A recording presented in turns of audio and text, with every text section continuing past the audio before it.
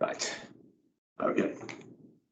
Right. Good evening. Welcome to the Corporate Policy and Finance Committee. Good evening again. Right. Apologies for absence. We've had apologies from Councillor Turnbull, who's got a prior engagement. Thank you. We're all happy to accept his. Thank you.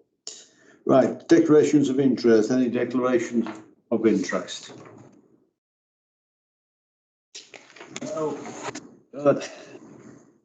Chairman's report and urgent items. I haven't got anything specific to mention other than some certain items which are covered by points later on the agenda.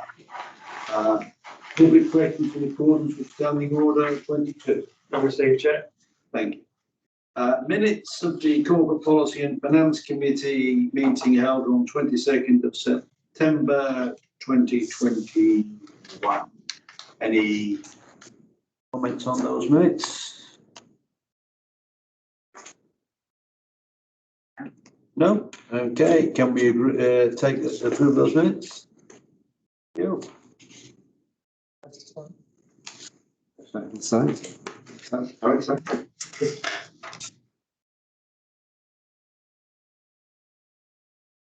Yes, please.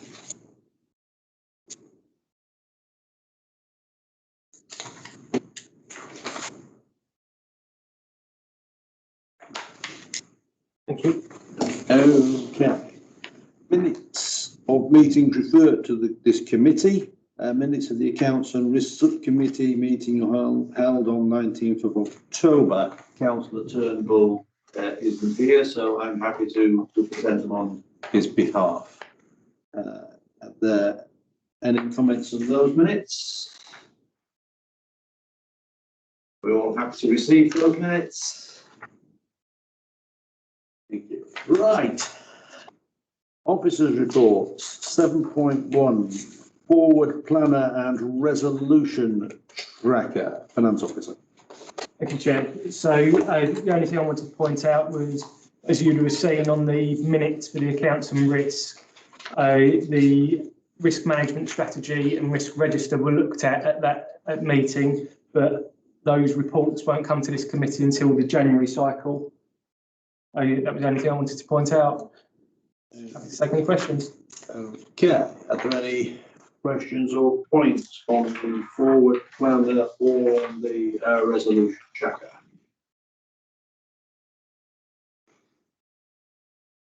Yeah. Are we happy to accept the recommendations at point 2? Thank you. Item 7.2, external audit limited assurance, finance officer. Thank you, Chair. So this is the final piece of the puzzle for me for the 2020-21 accounts. So it's as I say, it's the final piece of the puzzle, and I'm pleased to say we've got a clean bill of health and have to take any questions. I'd just like to say on behalf of the committee, well done again for having a completely clean audit report. It's always good to see that. No surprise, but good to see that. Are there any comments? There's a real quick comment. I absolutely concur with what you say, having it all clear, and I'm not got any problems with that. It's maybe the way accountants write, but in the SIS report, page 21, the last sentence before we get into the table. We're on to your oh, I went ahead on 7.2. Oh, I'm very sorry. I'm happy to come back to you on 7.2. Thank you. I'm really sorry. I got one ahead of myself. We're external report when we. Sorry. That's fine, but I can acknowledge accountants can be odd in there. This is we're used to numbers. Yeah. It was a word question. Okay. Any other comments on item 7.2? Can we agree then to recommend to Council that the audited governance and accountability return for 2020-21 is approved? Wonderful. Meetings like this. Okay, item 7.3. That's officer. Thank you, Chair. So this is the main part is the report from SIS, which shows their intended internal audit plan for this year. And just to confirm, really, that no real changes from the plan from last financial year, but happy to take any questions. Sure. It's about the wording on page 21, funny enough. So the last sentence before we get to the table, and again, it just may be the way it's phrased, but just it's each session will involve testing and compliance. I think my understanding would be the testing of compliance. And I have no problem. I don't think we should take any, if people agree, time or energy in actually getting that reprinted. I just want to say that for the outside world, what we do is effectively we comply and they test that we do. Okay, thank you. Teachers' point. Yes, exactly. It's big, yeah. Sorry, that's talking about accountants. Yes. Councillor Paul. Yes, page 22, top number 6. Income received and VAT. Is that VAT paid or received? You know, it's we don't receive VAT. Do you? So it'll be both income and input and output VAT, so it'll be both. So there are items that we charge that on at the farmers market and things like that. So it'll be both. It appears both in our purchase day book and our sales day book. I don't quite know how as town council we handle that. Some things are that for someone. I don't have an explanation, but there's very good. So it should be what we actually end up paying or receiving is the net amount. Are we normally a receiver of Rebate of VAT or do not? Yes. Yeah, we could get a rebate of VAT, Chair. Yeah. A lot more simple one word in there. And that's probably why it's put in with the income, because generally speaking, we don't charge too much VAT. It's not too serious question. No. When I pointed it out, I was thinking it was slightly odd, but because it's presumably normally a net rebate, that's why they put in with income. Could I just ask a couple of questions on this? Firstly, SIS has been on 3.2 on 19. SIS has been the council's internal auditor. I'm glad this was more 2021-22. Do we reappoint them as internal auditor, or do we get a choice? Or I imagine it's not really at all, is it? I don't believe we get a choice, Chair. No. It's kind of set by the yes, the small looking authorities. Right. So they will reappoint them for after that period. Yeah. Okay. And my second question is on page 21, section 137 expenditure. Do we actually ever incur section 137 expenditure? No, we don't, Chair, because we've got a responsible officer. It's not applicable to us, but it's always kept in there on the off chance that something happens and we no longer have a responsible officer and revert back to having section 137 payments. Because every time I see something, I have to Google it to remind myself what it is. Sorry, Chair, can I just add to that? So it's actually to do with the general power of competence. So after every election, the council has to decide whether it wants to operate under the general power of competence, of which need two things: a certain number of elected councillors, and as Dan says, a responsible officer who's gone through appropriate training. So if we didn't have that, then we would have to operate under that section. Thank you very much. Any other points or questions on item 7.3? If not, can we approve the recommendation that we approve the internal audit plan as set out in the appendix? Thank you.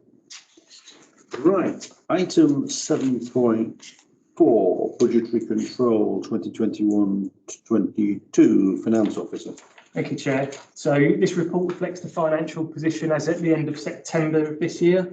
If I can draw your attention to Appendix A, where we're currently showing a favourable variance of just over 33,000, with the main reason for this being the vacant post within the Green Spaces team. I've said before that this won't continue now because those posts have been filled.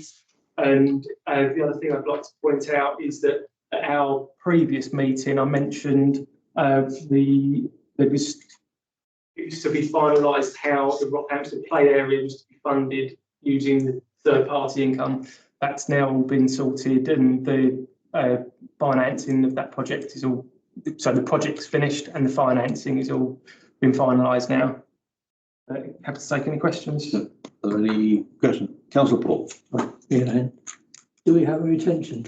On the, Yeah, play part. I just wondered. No, I don't think there was a retention payment built in. No. We're asking. Was that right? Any other questions? Okay, can I just ask what's the overspend in the town centre management relating to? 3897. So it's yet to come in, but I think that there's the potential of a overspend on the floral display. I think I need to look into that a bit more because I think since writing the report, I think I thought something wasn't built in, which I've later reviewed and realised it has been. So that figure may well change next time you see these. Okay, if you can make a note. But as this report stands, that's to do with the floral contract. Right, okay, all right, well, we'll wait a full explanation for the amount involved.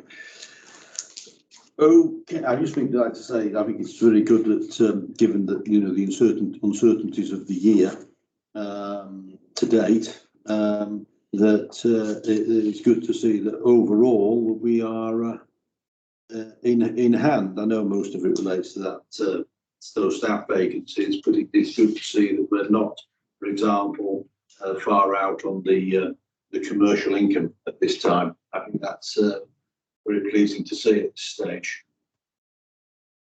Okay. Oh, sorry, but Councillor Paul. I would say our Officer Park, we have events in Officer Park. Are there any concessions that come to us for renters and organs, like ice cream or anything else? Yeah, so Chair, there isn't any ice cream contract in there. There are some small licenses that are essentially balanced off against the expenditure that we have. So very, very minimal. What we're working on as part of the draft management plan will be approved hopefully early next year. Will be a series of additional opportunities around income that we will hopefully get a chance to realise. Particularly based on the Yeah, so Chair, most of the income opportunities that are linked to the park are also linked to the leisure contract. So the leisure contract elements are retained with district council until the 1st of November next year.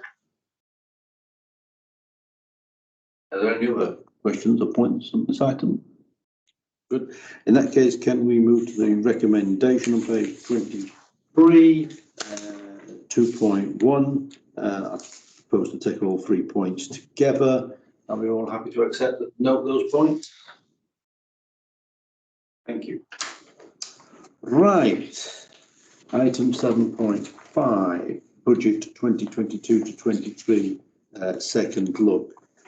Committee will recall that the last meeting on the 10th of September, no, it was like the 26th of September, that we asked officers to have a look at the consequences of reducing the proposed or indicated, I'll select my words carefully so the town clerk isn't upset with me, the indicated increase of, I think it was just over 11%, down to around 7%.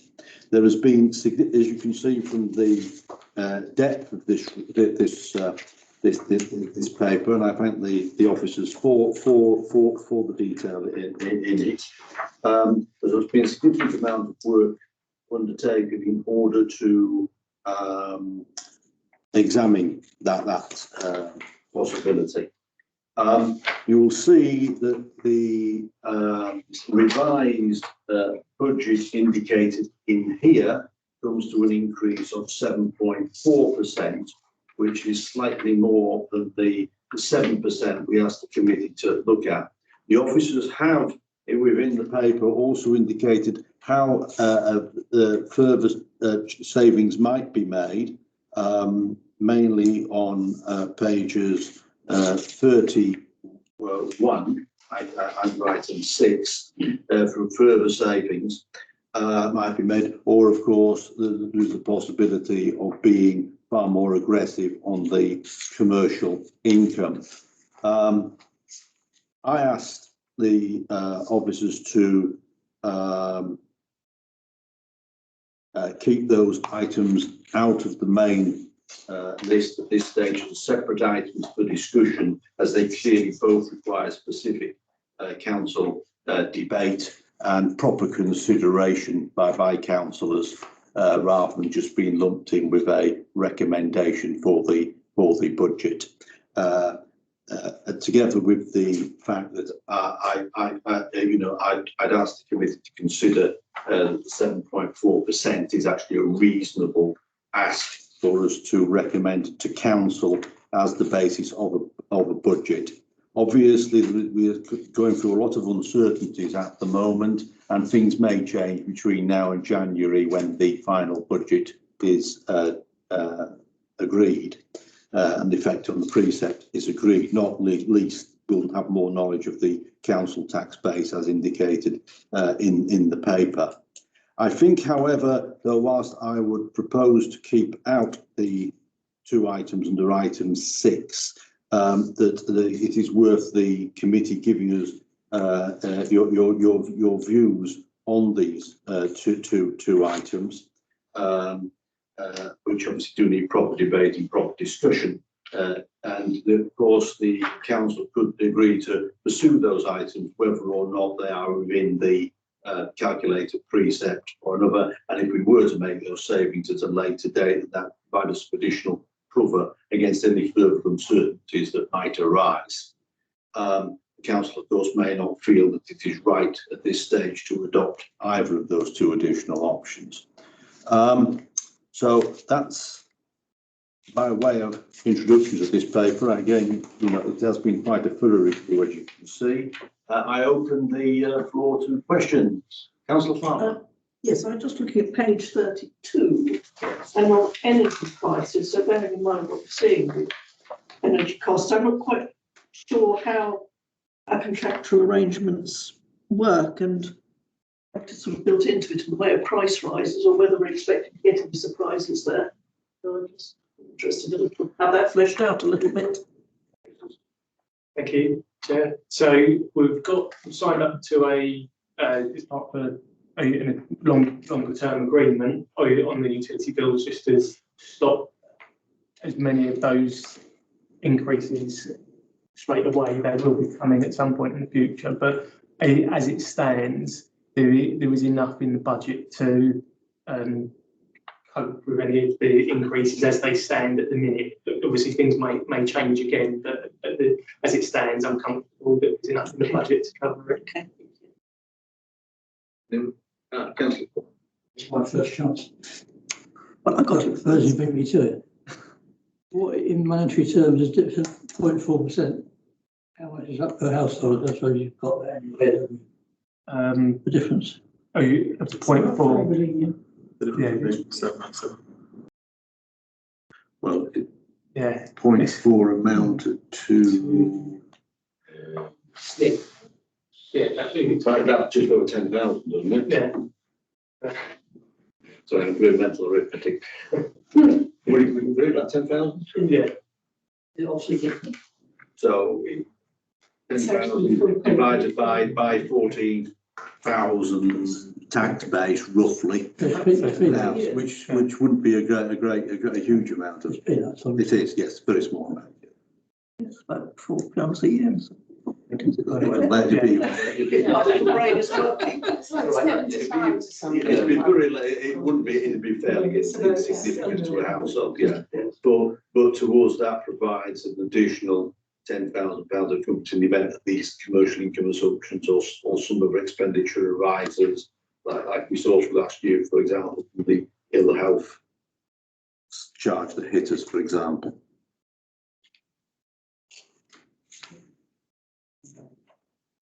Yes, Councillor de Court. Just a question for guess for Carl on the removal of the business initiatives. See 20,000 in there. Just what is your perspective on what's lost by doing that in terms of overall? Yeah, Chair. So the plan for the business plan initiatives budget line for next year was to deliver some of our sustainability initiatives within the business plan itself. So we wouldn't have general budget item for some of those. However, what I would say is many of our other budget items do contribute towards that. So our common management plan, for example, contributes to improving our carbon capture and open spaces. And we did also earlier in the year, council approved the tweak of one of the earmark reserves. So we've now got the earmark reserves for sustainability initiatives. So whilst we wouldn't have the general budget in there next year to enable to deliver some of those, we do have an earmark reserve that enables us to continue our focus on that, subject to obviously committee approving the release of that for certain things. So that would be the main thing I would say. Page 30, 5.3. Say one of the things we're signing off, parking charges increased by 50p an hour. But we got £20.50 and £25.50 as a pound. Not 50p. That's the range. I looked at that too. Yeah, so it's the range depending on the peak period. So whether it's a Yeah, but what I'm saying is actually in the recommendations, this is 50p, sorry. It's 5.4 you're looking at. Oh, So 5.3 is I had the same thing. Yeah. 5.3 is the range and 5.4 is the increase. So we're going from £21 to £26. That's correct. Yes. Yeah, do you have to read it a couple? Yeah, Just make sure you put the brain around it.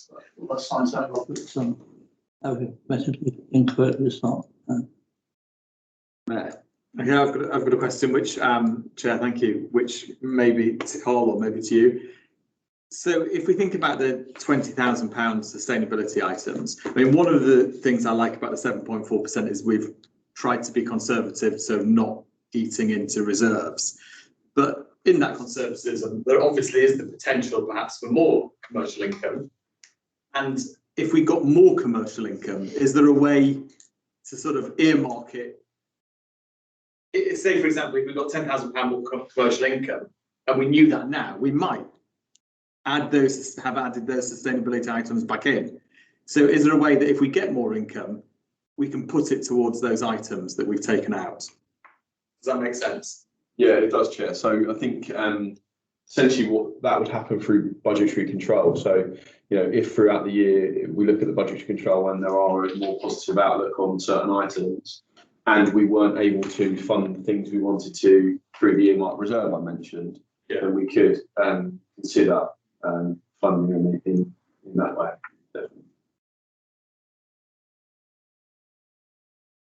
Definitely. It's a question about the Lideck car park assumption reduction from 52 to 45 based on current estimates. I just wondered what you base that on and where's your estimate from? Is that looking at current occupancy and just saying it's lower than previous years and extrapolating that? It's partly that and partly it's so difficult to predict, but rough numbers for the first quarter of this financial year, we received £10,000. So hopefully it's going to be slightly more than 40,000 this year. Everything's increasing and it will be around about 45 next financial year. No, I mean, I totally agree with the principle of being conservative with that. And also we know post-COVID recovery, things have changed. This is an area which could well be different. And therefore, I think we should recognise it in some shape or form, understand the particular number is simply that, just a guess. But it's showing that we've actually think that might be different. So thank you. There's an interesting thing happening post-COVID. Pre-COVID, if you went downtown at 11 o'clock on a weekday, there'd be no car parking spaces on the street, and the car parks, particularly the Sainsbury car park, would be full, jammed, and people would be searching for a space. Today there was 3 car parking spaces in the street and the car parks were half empty. And this is a school day, so it's a normal school day. People's behaviour has changed. And whether that changes forever or not, we don't know. that people's behaviour has very definitely changed in terms of women's time and shopping. You wonder, that's really interesting. I noted that the other week. You wonder if that's going to change back. Now we've got the streets open again. People driving into town more. Don't know. You don't know. But that's part of it. That's nothing to do with COVID. That's us having the streets opening again. I think the streets being closed inhibited them from coming in, and maybe now it's open, they'll start coming in more. I also think they got used to having things delivered and buying things through Amazon, actually. So it'll be interesting to see if it is. The concourse is doing really well. So people, like, whenever the bread and you would probably know better than me, but I always see loads of people at the bread and the fruit man, and there's a fish man and all that. They're always busy. So they're definitely the veg man. I talked to him at 12 o'clock on last Friday. They cleaned them out. Yeah. He practically everything they've got. And he said he's doing fantastic business here. Right. Town clerk, do you? Yeah, Chair, I was just going to add a comment off the back of the Liverpool car park point, but actually more widely, I think as officers, we are very confident in the commercial income figures within the budget, barring two where we are less confident because we've got less control. So one is the car park. We just don't know what the recovery is going to be. So modelling it kind of conservatively on these figures is kind of feels sensible from an officer point of view now. The other one is concourse income, which, as you know, discussed at council. We have got future plans for that, which are slightly out of our hands depending on the planning situation that we're going to have to go through. But all the others, including the new ones that have come in since the September consideration of this, we are very comfortable and confident of, largely because they either relate to offers that have already been made in terms of outdoor use of outdoor space, or licences that we are on the verge of agreeing in the case of the sports pitch hire, which is a really good example that I think links to the work that we do in challenging our contracts. So that particular sports pitch hire relates to grass football pitches in Northampton Park, which previously under the grounds maintenance contract, the income went to John O'Connor. So having had our plans to improve grass pitches and renegotiate the contract, we've essentially taken the income away from them getting that. We've agreed a licence with Harpen and Colts to have sole use or sole control over them for a guaranteed licence fee. So just as an example of confidence in the income, but also our work to renegotiate contracts where they're not necessarily in our favour. So, on that topic, sorry, on that last bit, I was looking at the sports pitches. Are all the pitches in Rothamsted, are they now usable again? Also the lower ones, sort of closer to town, if you like there's the ones by Orchards Avenue, they've been used. The lower ones, are they usable? Because that could potentially increase more, couldn't it? Yeah, Chair. So all of the pitches, that are currently not fenced off are usable by football. We've obviously got the anomaly at the moment with the fenced off area, which should have an 11-side pitch on. As it stands at the moment, we are still, best way to put it is in discussions with the district as to when that is going to be suitable to have the fences removed. The officer view at the moment is if there are significant issues with it, that actually district officers also recognise. So there'll be an update at council on that particular matter. But all of the other grass pitches are in use. We've also got a licence with the cricket club for the bottom cricket square. And as part of that licence, we it will improve the standard of it. So they started work in September, and visibly already it's looking a lot better. So all the pitches that are currently available are in use, if you like, or being ready for the next season. I have really good news for officers. I raised the issue of the pitches at Rothamsted Park on Thursday. I think it was Thursday night at the policy committee, and I was assured by the lead councillor with responsibility for it and by officers that there wasn't a problem in Rothamsted Park, and that any possible problems were minor, and that in fact that you were happy with the situation. So I'm rather surprised that you should say that, but if you like, I'll send you the link to the policy committee so you can see what was said. I'll share it with the rest of this group, because they are assuring us that there are no problems. Can I leave that matter with you, Town Clerk? Yeah, just to conclude on it from my point of view, as I said, we'll be given an update at council later this month where we can set out our views on it, and I haven't seen what's been said at district. I think their view was that there was no problem, and that another gentle raking of the ground would remove the issue, that there was no undulations, and that the way in which the earth had been put back was absolutely in line with planning permission and with everything that had been agreed, and that there was no need to make any changes. Councillor Hill, I saw you nodding vigorously. Where did you wish? Because you're welcome to say. No, I was just considering what. It was when cricket. It was when cricket was mentioned. Very I think it was undulations that got him. Interesting. Okay, can we I'm very happy to take some comments specifically on item 6 on the distribution of paper agendas. I think we ought to just find out what the committee's general feeling is about this. So this can go to council. Councillor Flynn. I had no idea it was so much money. I was very happy to just bring in my laptop with, I appreciate it's not for everybody, but for me personally, it'd be fine to bring my laptop in and work with it just like you guys, as long as I can use, if we need some Wi-Fi. But it's personal, I think. This is why I'd like it. I entirely agree with you that this is why I'd like all councillors to have a chance to have an input, because some people are happier using their iPads or laptops than others. But I'm also conscious that other councils do, have shied away from paper, which obviously has a sustainability question to it. Like you, by the way, I was surprised about the numbers as well. Yes. I was. Councillor Maynard. I think this is something that has been discussed at council before in practice. It's in the last 10 years, I think it's been up before council twice. This is the third time. What has been said in the past was, and I think we'll probably go around the same argument, it was about it's a personal decision. Some people are more comfortable with paper, others don't mind.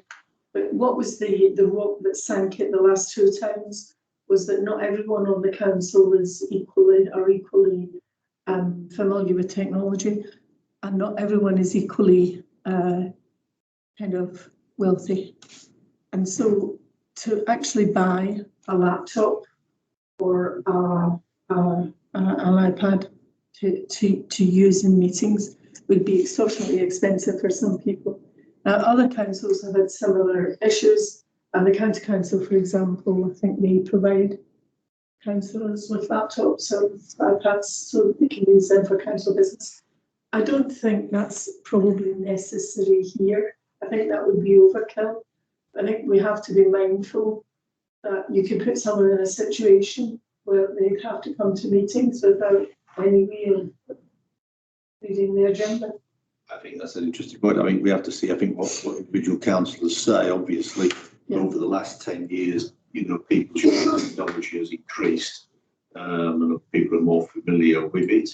And this is why I think it needs a wider discussion of something we can commit to. I think that's a fair point. But the issue of people not being able to afford it hasn't gone away. Councillor Scott. Yeah, a couple of things on that. Firstly, just for my information, if, for example, half the councillors said they were happy to have this electronically and half said paper, do any savings arise, or is it one of those things that it's if you're having to do it for 6 and you have to devote somebody's time to do it, apart from a little bit on paper, basically you're still paying about as much? Is it? I just want to understand that. It's a fair question. Yeah, Chair. So in that scenario, we would still make some savings with printage and postage costs, but it's kind of an all or nothing in terms of moving away from the report management system. Yeah. Because of the manual time that would be required for that. essentially. So yes, there would be some printings and postage costs, and we're happily to take individual councillors that don't wish to receive them, but we wouldn't realise that level of £7,500. Half of it or whatever. Yes, no. Okay. You're probably looking at maybe £1,000, £1,500. Yeah, it's much smaller than that. And sorry, just because Mike was a follow up on this, would it be possible in a situation where supposing we have gone electronic, and I don't know how it is with the screen, this is what I understand. I know it's obviously recording, but is it also able to do like a Zoom screen sharing? Not for every single bit, but obviously there are sometimes key budget spreadsheets, cash flows, a couple I've looked at today, which are small to see on a screen, small to see here, where a councillor could say, can we have this up on the screen? So, on those key items, we can see, tons and tons of text. At least you don't need to be able to sort of read it once and you're happy with it. Just don't know if that's possible. Makes sense. Okay, that would make me happy. Yes, Jay. So that's very much how it can be used. And indeed, if you think about the planning committees are recorded and have the items up there. And I think from a transparency and a public point of view, the public being able to see on the recording what specific items are being discussed in terms of that particular paper, then that is obviously of benefit as well from that point of view, I think, because they would see that on the recording.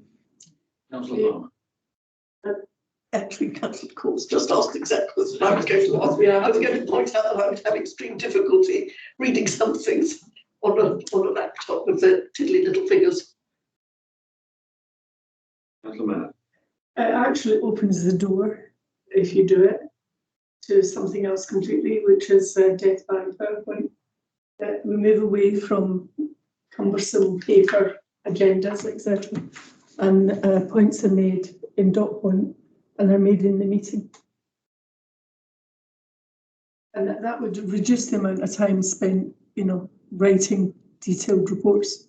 The decision making would be the same because you would get the same level of information, and the agenda, the minutes, could be recorded in the same way. I understand, because certainly my experience in commercial boardrooms was that, yes, when they move towards this sort of an approach, yes, there tends to be less verbosity. That's exactly, in the public sector, I'm always surprised by this, because this would be on 5 pages in a commercial organisation.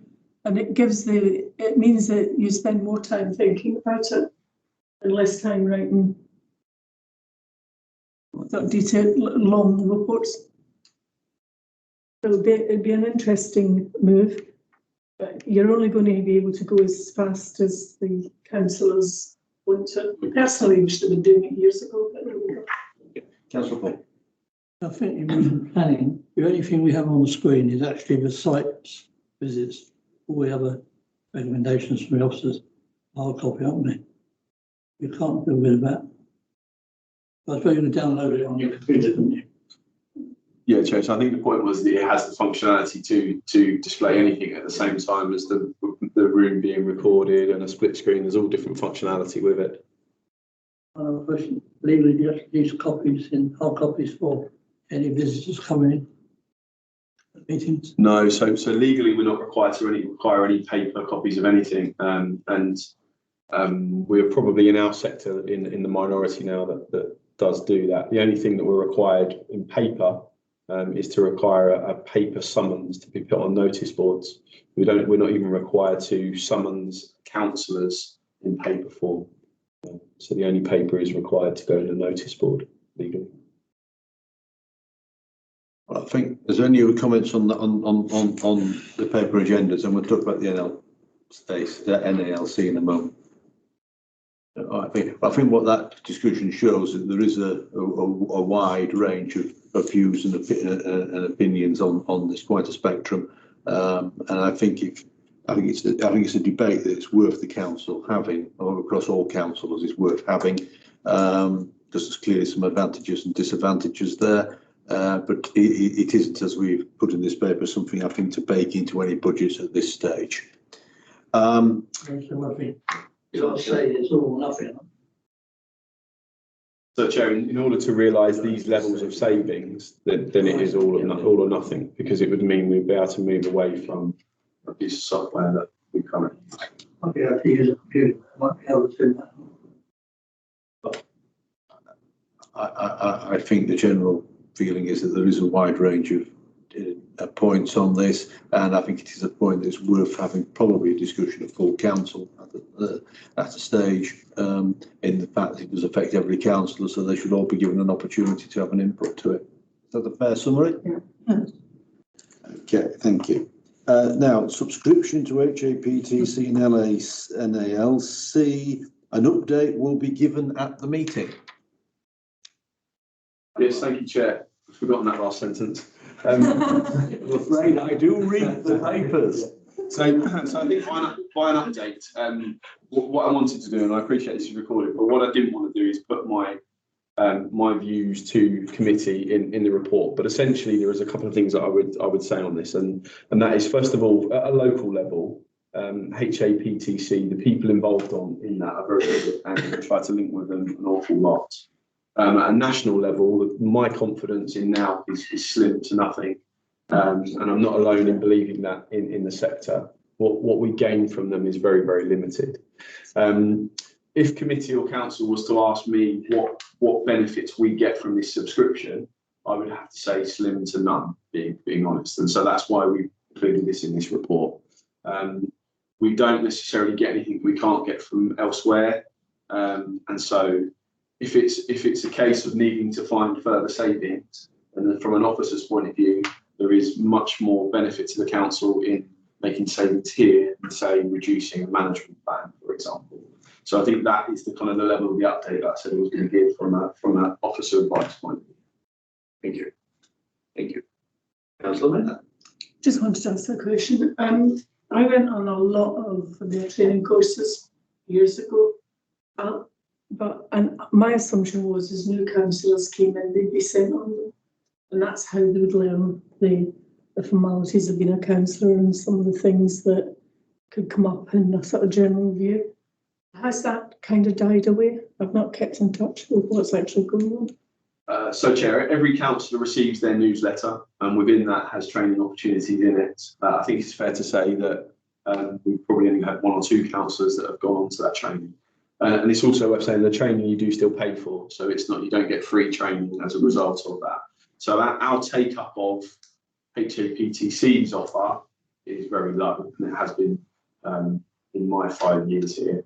But the opportunities are there, I guess. Whether they're appropriate to this level of council and size of town council is probably the biggest question mark here. So, and now can HAPTC, I should add, they've got a very difficult job, because now it supports 10,000 town and parishes, many of which are very, very tiny. HAPTC exactly the same. So as a membership organisation trying to support such a wide range and spectrum of types of organisation, very difficult. The downside to that is the bigger ones that get less from them as a result of that. Councillor Farmer. Yeah, I was going to say, I mean, I haven't for the last 2 or 3 years, but for many years I was on the HAPTC executive. And I mean, that's basically what Town Clerk said is basically the fundamental issue. It is very, very good value for small parish and other very small councils that don't necessarily have the resources, for instance, to easily get legal advice and that sort of thing, that they have people they can go to and help them with it. But for the larger, more sophisticated councils, I think increasingly over the years, the amount they are able to assist has actually got less and less and less. And let's just I think I'll just say my views of now could be broadly deemed to be in line with Carl's.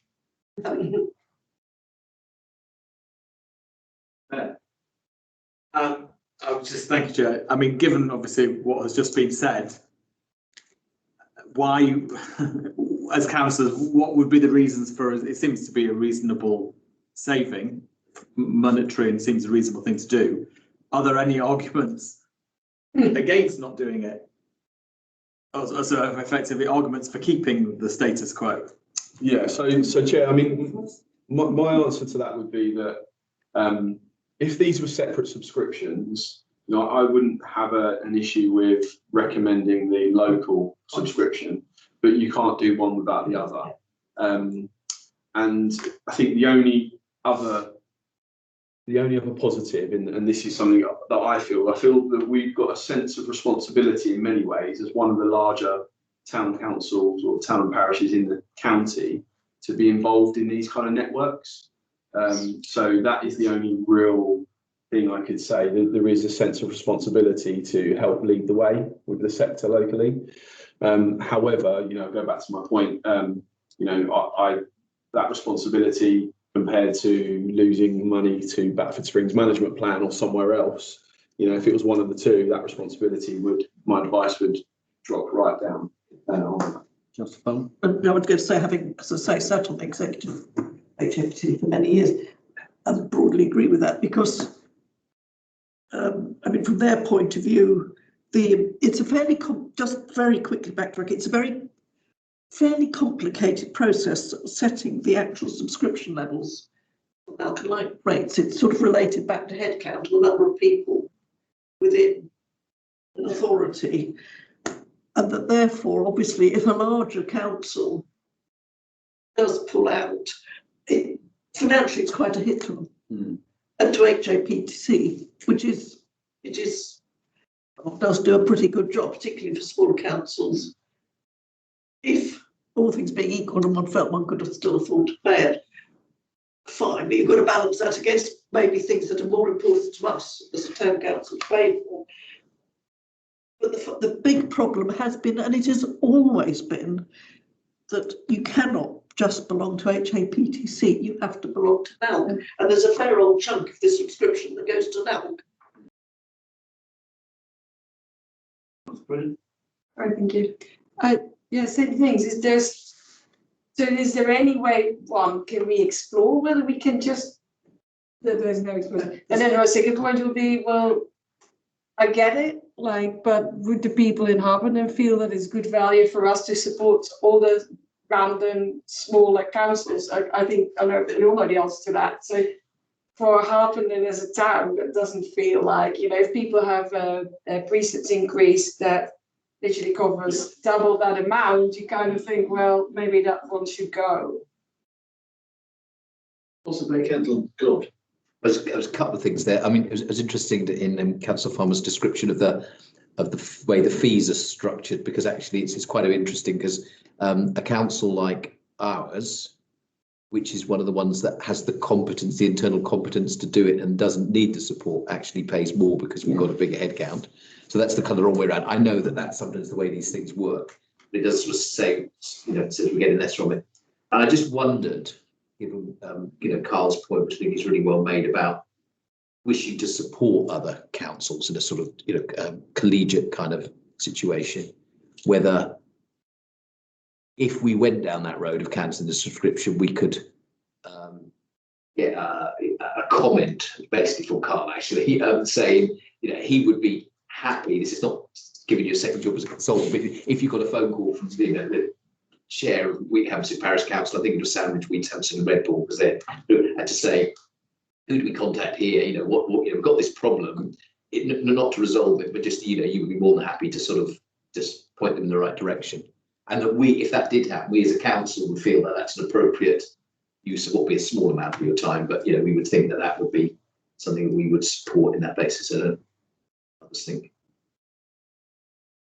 Just off the back of that, so it's probably worth saying, I haven't mentioned that through my membership of the Society of Local Council Clerks, which is essentially my professional body, we have a wide network across that. So in many ways, some of the stuff that is done on a local level by this organisation is kind of duplicated. So we do have lots of that network already, which wouldn't be lost from that. The other thing to say is quite regularly outside of the HAPTC side of things, we get contacted by councillors from other councils as well, mainly asking how we go about certain things or how we went and delivered our neighbourhood plan. So all of that, we're always really helpful because we do have a sense of responsibility to help others in our sector. So that wouldn't disappear by not having the subscription. I mean that makes me in a sense answers for me the concern that you had about how it looked, because you are still offering good relationship with these people, helpful relationship, but outside it anyway. So it is duplication. Okay, I think there seems to be a general feeling that there's a question about the value we do get from these subscriptions. Obviously, some questions about our responsibility to the wider world. But I understand Councillor Priggott's point on what would that mean to Harpenden. Mayor? Sorry, I was just going to say, Town Clerk, was there some timing issue about when we next pay these subscriptions in terms of, as a council, whether we decide as this committee, whether it needs to be discussed at full council? Yeah, to pay? Yeah, that's a very good question, Chair. So in order to cease our membership for the next year, we need to give notice by the 31st of December.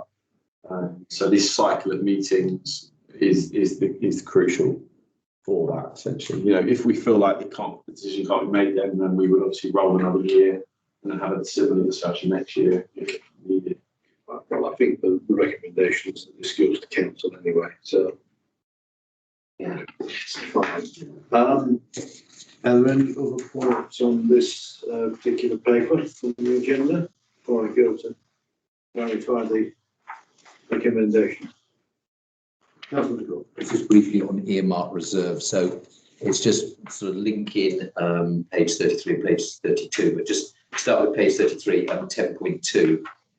Obviously, a general statement there that any reserves that are no longer required are transferred back to the general fund reserve. And we have a fairly large amount of earmark reserves, though I understand why we do. And then goes back to in 21-22, the council utilised, and we know that it's stated there, earmark reserves to balance the general budget. You know, for me, if I was coming this completely fresh from outside and not see this before, I would link those 2 points up and say that's quite interesting, because we're saying we only ever have earmark reserves for things that we only ever keep them for things that we still need, but then we managed to last year. So my question is, which is, I think it's meant to be a routine question. It's not meant to be anything more than that. But just for the record, is have we in this process, or in your process for the year, Daniel, checked, verified that the current level of earmark reserves 349, I don't say exactly the pound, are all relevant and appropriate for what we have planned? They're always reviewed throughout the year as part of the budget monitoring process, but the key point is at outturn, when all the reserves are looked at. And if you remember, when the provisional outturn paper was presented, there was some reallocation of the reserves. So some that we didn't feel were appropriate were removed, if you like, and then reallocated to other projects that were more relevant. Any other point? Okay, all right, recommendations. 2.1.1, consider the current forecast. The current forecast position engagement with and agree on recommendations to council. So I think what this says is we're going to decide right. So I'm going to propose that we recommend the indicated budget of 7 point, which would be resulting in an increase in precept of 7.4% to council. People mind to go with that? Thank you. 2.1.2, approve the increase in Park Hall hire charges set out in section 5. Are we minded with that? I'm not sure 2.1.3 actually requires a recommendation. Do we recommend that these points go to council? Yes, so Chair, there's 2 ones. You recommend that council consider these 2 additional options, or you could decide not to recommend. If you don't recommend, then they won't go to council. Yeah, I think we recommend they go through. I think. Councillor Prince? Yeah, I think is there any way that we can really bring that to the other councillors' attention, both those points? Because I think they're big points, and if we want to discuss, especially the point about the organisation, the £3,000, it's probably worth people thinking about that a little bit in advance. So if they hit it in you know, if there's any way we can bring them out to people or in a covering email to say, this is the one chance we've got to, I don't know if that's possible. So Chair, so if this committee makes recommendation for requesting council consider it, then they'll both be in the report pack, yeah, highlighted as they are now, when that goes to council for consideration. Okay, So in the same way that you get your report in advance, you will Yeah. back in March, you will see those in there for discussion. Okay. And then I will give an introduction in the same way that I have done today. On that. I think there's no reason why you can't, councillors can't discuss it with other councillors. Yeah, that's true. But I can't see any reason why not. You know, told not. So, okay, so we're happy with that. We recommend that these items are discussed by council. Excellent. Thank you. All right. Item 7.6, citizens advice update. That's okay. Thank you, Chair. So hopefully there's no surprises with the figures. They're in the same format as we normally receive. And I'm happy to take any questions. Anyone might have. Councillor Maynard. It's not a question, actually, it's just a general thing. I did talk with Jim Chapman, who was the chief executive of Citizen Advice. And I'd just like to bring to the attention of all councillors and indeed of officers, because sometimes it happens to them, that you can refer people to Citizens Advice. And often when you're doing casework, you'll find that people have a level of insurer need which is beyond what the council can address, or indeed an individual councillor can address. But the Citizens Advice Bureau would be able to help them. And so if you just remember and keep it in your toolkit, that if you have somebody with, especially people with multiple issues, that sometimes you're the gatekeeper for somewhere like Citizens Advice, who can then help them further. Just to, it was a point well made by Ms. Chapman. It is. Any other comments on this report? We agree to note the report. All right. Health and safety policy review. Oh, you've saved the best to last. It's not last. Yeah, well, 7.7 Finance Office.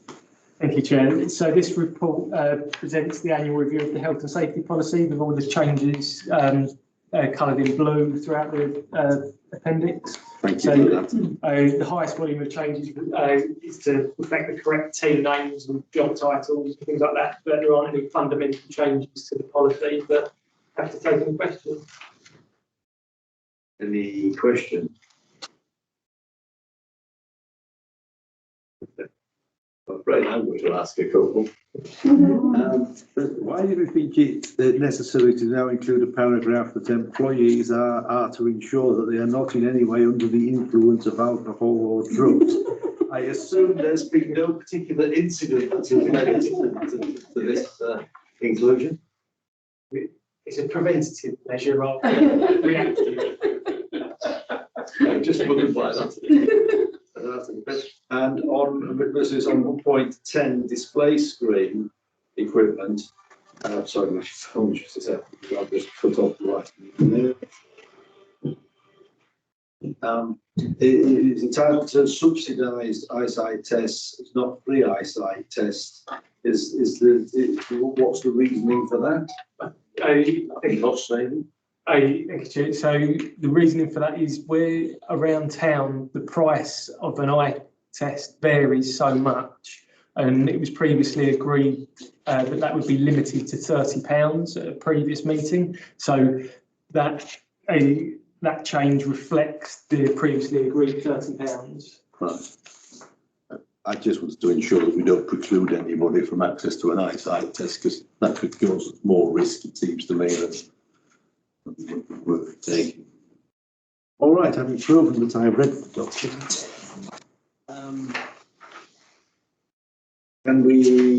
are there any other points? No. Okay, can we therefore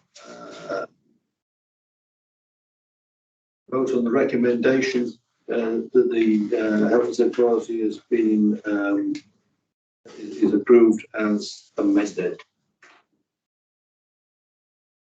Thank you. Right. Item 7.8, littering. That's obvious. Thank you, Chair.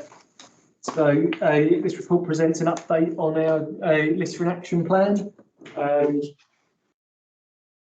think from my point of view, the most pleasing thing for me is that with the litter angel schemes that considering it was launched in June, we've already got 17 volunteers. I think that's a very good win. So it was just to point that out, but I have to take any questions. Any questions? I saw 2 people today. Picking that litter on. Okay. Comment. Councillor Brigham. I think the litter angel scheme is fantastic. Is it worth occasionally like putting that out on our town council Twitter feed or something, just as a regular? I think we do. You do regularly. I can't remember seeing it recently. That's all. So maybe I haven't looked often enough. That may be the case. You can certainly raise that with the communications officer. Yeah, or when people have done something, encourage them to take a photo and that sort of stuff. I think it's a great thing just to celebrate the. I was just linked to that point. It just made me think that we do spend a lot of time congratulating good works, all these walks, honouring Alderman and all that stuff. And I just thought it would be nice if we've got these litter angels doing this without making it a competition, stating that at the end of each year, recognise the champion litter picker or the person who's made it. I don't mean literally the amount they picked up, but I mean the number of times they've done it or something, and have a little. Whatever you would like to have, but it's sort of something because people would like that recommendation, particularly younger, to be seen, that they would get a picture in local paper and some mayor, not a good, something. But this would be and a recognition, just something. Yeah, that's good. I feel this into some benefit in that it is a value to the community. It's something done by those who are quite often not recognised generally in the community what they're doing. It's something certainly of value that people I think would appreciate if they fully understood it was there. So it certainly that would help promote the scheme. I think there's value in that certainly. Could we take that away and have a look at that? Has it been in forum? What next forum?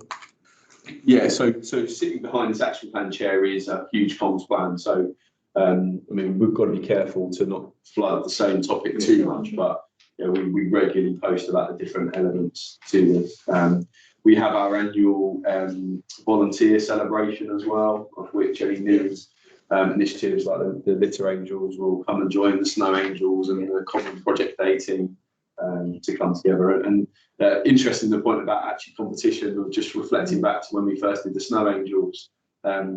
We hadn't planned this, but essentially when we had the first bit of winter weather, there was a bit of a competition locally to see who could clear the most, and it was really good to see. So yeah, we try to celebrate as much as possible and promote as much as possible, but we'll take these points on. I can just pick you up on something there. You mentioned the volunteering. I do now remember in my first year on the council, I think certainly before COVID, that we had an event in Park Hall for volunteers from all kinds of.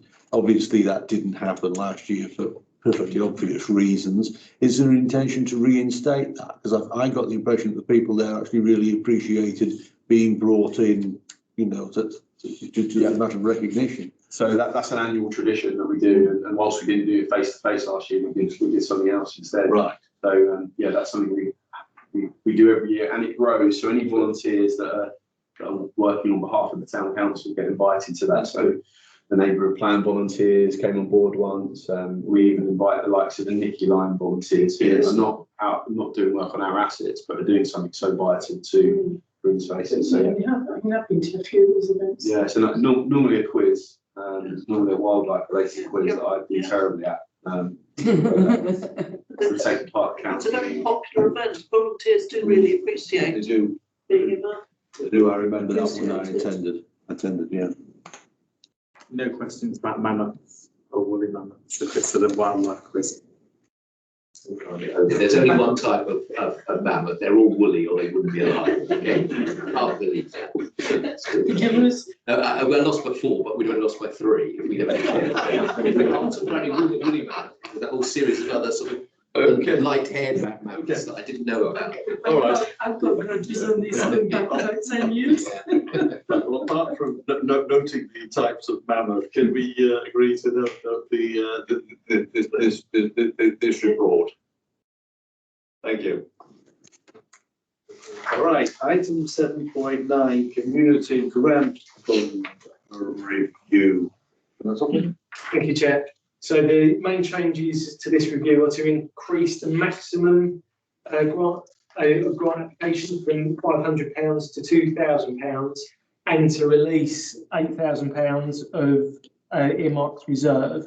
So along with the 4,000, so this is a lot of numbers, along with the 4,000 that we've got built into the base, that will give us £8,000 a year, a total of 16,000 over the next 2 years to be able to offer to local organisations.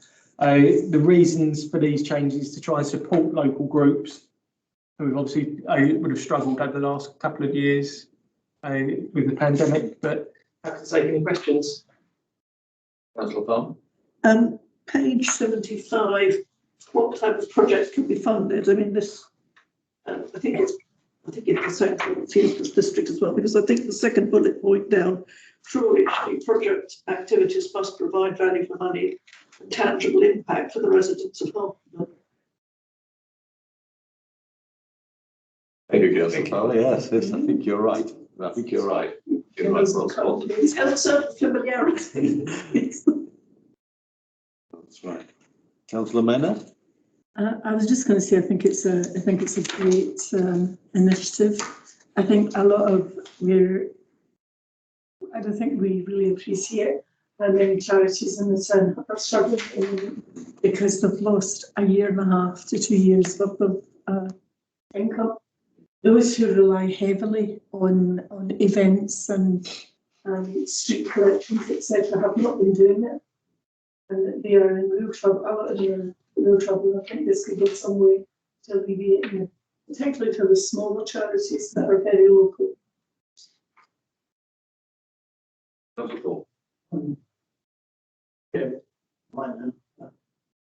How many times team asked, you can't do a consecutive year, can you? Have to stop a year. You can't keep asking. Yeah, Chair, so we don't fund the same project year after year, but an organisation can come back to us for a different project the following year. Indeed, an organisation could apply for multiple projects in 1 year. So there's no restrictions on that, and these changes are deliberately trying to make this even more flexible and even more open to people. And just reflecting on that typo, so the Town Council adopted this criteria in about 2012, I think, and at the time they lifted it from a brilliant community grants fund at the District Council, written by the current town clerk of the town. So no one spotted that for 9 years. Yeah, exactly. The person who wrote it's going to be the last person in Scotland. I think it sounds like an absolutely cracking idea. Any other comment? No, okay. Can we agree the recommendation to approve the release? Agree to get the criteria and agree the release of 8K from reserves. Okay, great. Thank you. Item 7.10, website upgrade. Town Clerk. Yes, thank you, Chair. So the short story on this one is that our current website is well beyond its expected lifespan. We were first considering this during the last budget setting last year, but it wasn't appropriate to follow through at that time. We're now at the point where it is, we're almost getting desperate with this, and we are required to have a website because we do need to post things on the internet. So it is a requirement, and what we are suggesting is, having gone to the market, so to speak, with the tender exercise last year, and realised off the back of that our current provider is still incredible value for money. We have worked with them on a solution to modernise what we've currently got. And so that's what is in front of you here. The impact of that financially is that we do need an upfront cost of about £7,000, and we're suggesting that we can take that from a reserve that we've got. And there are additional general budget expenditure which has been reflected in the earlier paper. So essentially, it's something that we have to do. This will provide us a very good web platform using the current provider that we're quite confident in. There's also an annual maintenance charge in as well. They don't walk away once they've done it, do they? No, that's correct, Chair. So we've got the one-off upfront cost, and then I desperately scroll back through to the budget report earlier on. £1,800 a year, I think. That's what it is. One thing that I noticed a while ago about the current website, which we've got, which is dated, is about how there isn't like a reporting function. I raised this with Carl before. So I think, having a system where people, residents can sort of say, look, there's a problem with Rothamsted Park or a certain asset here or there, and being able to report that really easily. The current website, we've kind of done it like a temporary solution on it, but I think this proposal was excellent value for money in terms of having that sort of officer resident sort of communication. So, Chair, just to add on some of that, on that, so Councillor Hill's quite right. So what we're doing is, through the use of Office 365, we're actually building some apps ourselves with our IT provider as a kind of a pilot that we're being used as a guinea pig to build an app that then they can sell across the rest of the sector, and we're getting the benefits of that. So essentially, one of the things that we are looking at is around the reporting. So what will happen is through Power Apps within Microsoft, we will have an app that will be on our website, will also be available on smartphones, where essentially you can just go in and report anything at any time, put a picture in that comes straight through to the town council, and it really does modernise the way in which people can interact when they're out and about. So that's part of our wider modernisation that we've been talking about. So that's really good. That will be on the website. As part of that, it's just worth plugging that the other apps that we're building is some basic apps internally that will get rid of the last of some of our paper processes. So you'll know that we talked about before where we our finance system is completely paperless now, where we don't have any paper at all. But there are still some internal things where we use paper, like silly things like annual leave forms and leave requests and other stuff, HR stuff. So again, we're building some apps using our software that we've got in order to make ourselves even more efficient. But Councillor Hill's right, that's one of the key ones we're looking at around reporting at the back. Any other comments on this? I think probably all agree that the website needs an update, and the website is really the front way that people actually engage with the council. So there's no question this is an essential investment. Okay, if there's no further questions, can we agree to the redesign and upgrading of the website and the releasing of 7,000 from the capital receipts reserve? Okay, thank you very much. I think that concludes the agenda. The next meeting, Finance Officer? That will be Check early January. Yeah, check the board. 5th of January. 5th of January. Okay. Thank you very much. I'll close the meeting then now at 20:44. Thank you very much. Thank you, Chair. Thank you.